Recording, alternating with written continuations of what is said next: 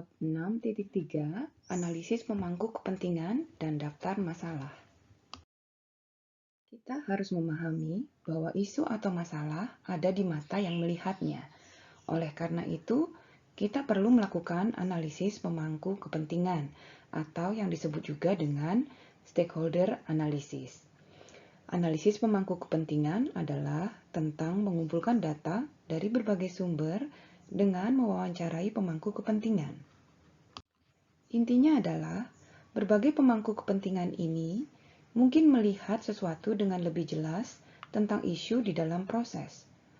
Umumnya, ada 5 kategori pemangku kepentingan, yaitu pelanggan proses, partisipan proses, pihak eksternal, misalnya pemasok atau subkontraktor yang terlibat dalam proses, lalu pemilik proses dan manajer operasional yang mengawasi peserta proses atau partisipan proses, dan sponsor utama peningkatan proses dan manajer eksekutif lainnya yang memiliki andil dalam kinerja proses. Sebuah isu bagi salah satu stakeholder ini mungkin bukan isu bagi pemangku kepentingan yang lain. Oleh karena itu, penting untuk mengidentifikasi isu dari setiap stakeholder secara terpisah. Isu mungkin tidak selalu diidentifikasi dalam proyek, tapi isu tersebut mungkin secara terus-menerus didaftar. Dalam hal ini, sebuah daftar isu atau isu register dapat membantu kita. Daftar isu membantu kita mendefinisikan isu dengan cara yang lebih terstruktur dan membantu untuk memprioritaskannya. Mari kita lihat sebuah contoh. Dalam contoh, kami menggunakan struktur daftar isu seperti yang ditampilkan pada slide ini. Sebuah isu memiliki pengenal masalah atau ID, nama pendek, dan sebuah deskripsi, asumsi, serta perkiraan dampak yang ditimbulkan. Kita juga mungkin mencatat tindakan perbaikan yang dapat dilakukan. Daftar isu ini mengumpulkan berbagai contoh yang kita dapatkan dari proses sewa peralatan kita. Isu pertama disebut alat ditahan lebih lama daripada kebutuhan. Penjelasannya adalah insinyur lapangan menahan alat lebih lama dari yang dibutuhkan melalui perpanjangan tenggat waktu. Kita bisa membuat asumsi tertentu di sini, yaitu 3.000 buah alat disewa per tahun. Dalam 10% dari kasus, alat ditahan 2 hari lebih lama dari kebutuhan, dan dengan biaya sewa adalah 100 per hari. Dengan info ini, kita dapat membuat perhitungan.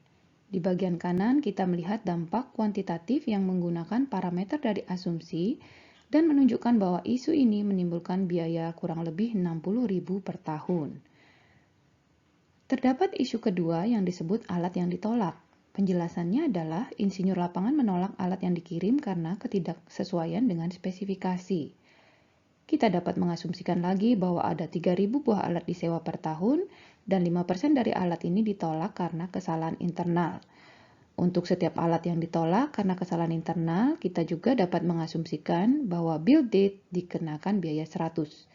Sehingga ini menimbulkan dampak kuantitatif sebesar 15.000 per tahun. Ada juga dampak kualitatif, yaitu mengganggu jadwal dan staf menjadi stres dan frustrasi. Akhirnya, ada isu biaya keterlambatan pembayaran. Biaya keterlambatan pembayaran ini timbul karena tagihan tidak dibayar tepat waktu. Kembali lagi, kita dapat membuat asumsi tertentu dari berbagai parameter terkait, sehingga kita dapat menghitung dampak kuantitatif. Di sini kita asumsikan ada 3.000 buah alat disewa per tahun, rata-rata waktu sewa adalah 4 hari, biaya rental adalah 100 per hari. Setiap sewa menghasilkan satu tagihan dan kira-kira 10% telat dibayar. Biaya keterlambatan adalah 2%, sehingga isu ini menimbulkan dampak 2.400 per tahun. Ada juga dampak kualitatif, yaitu reputasi buruk dengan supplier. Dalam contoh, kita hanya memiliki 3 isu. Namun, pada prakteknya, daftarnya mungkin jauh lebih panjang. Lalu bagaimana kita mendapatkan gambaran umum mengenai masalah-masalah ini? Kita dapat menggunakan Pareto chart atau grafik Pareto yang berguna untuk memprioritaskan sekumpulan isu. Kurva yang kita gunakan dalam grafik ini adalah persentase akumulatif. Misalkan grafik Pareto terlihat seperti ini. Kita lihat batang 60.000 adalah dampak kuantitatif dari isu yang paling penting. Ke arah kanan, kita melihat isu diurutkan berdasarkan urutan dampaknya. Garis biru adalah garis kumulatif. Dengan cara ini, kita dapat melihat bahwa ketika kita bisa mengatasi isu nomor satu, yaitu proses persetujuan yang lambat, dengan dampak 60.000, kita sudah mengatasi 63,3% dari seluruh isu. Jika kita atasi isu 1 dan 2 secara bersama, kurva garis biru menunjukkan bahwa kita hampir mengatasi 95% dari keseluruhan isu.